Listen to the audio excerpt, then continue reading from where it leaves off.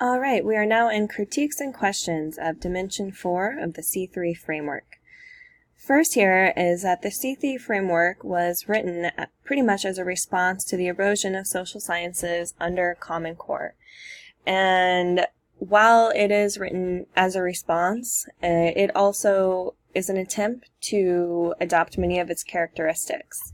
One example is through close reading of text without any real context, which many people argue draws away from focusing on important aspects like history. As you can see here in the dimensions, these are generally pretty vague.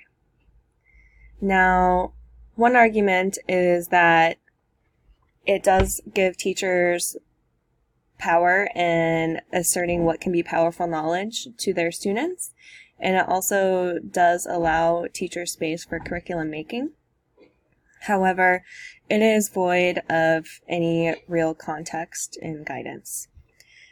Further, the C3 framework is an effort to be included in Common Core rather than challenging Common Core's reluctance to include history, social sciences in its policies.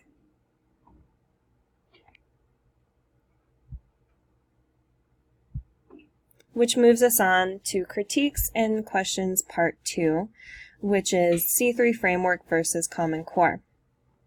Now, Dimension 4 is especially designed to address how history and social sciences foster civic life, and it's pretty much an addition to Common Core in that respect, as Common Core only focuses on career preparedness.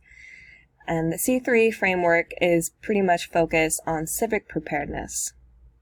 While these two are both important, it's also dangerous to polarize the two because it gets into the age-old battle of a liberal arts education versus a technical or vocational education.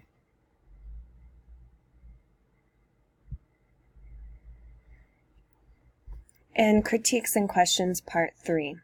Some critical questions that we pose concerning Dimension 4.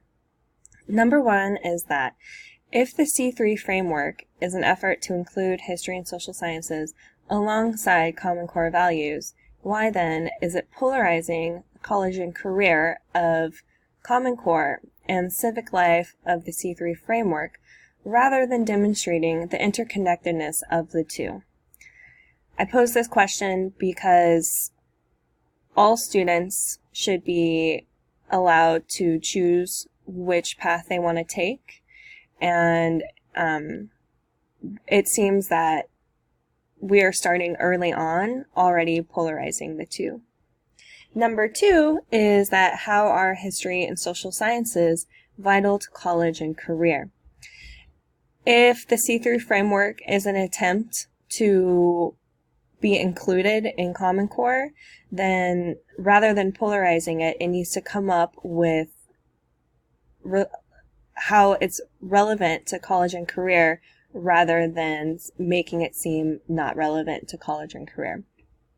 Number 3 is a bit unrelated, but also something I noticed is that it seems that constructivism is quite heavy in the C3 framework, and my question is that, is the C3 framework too heavy on Piaget's constructivism?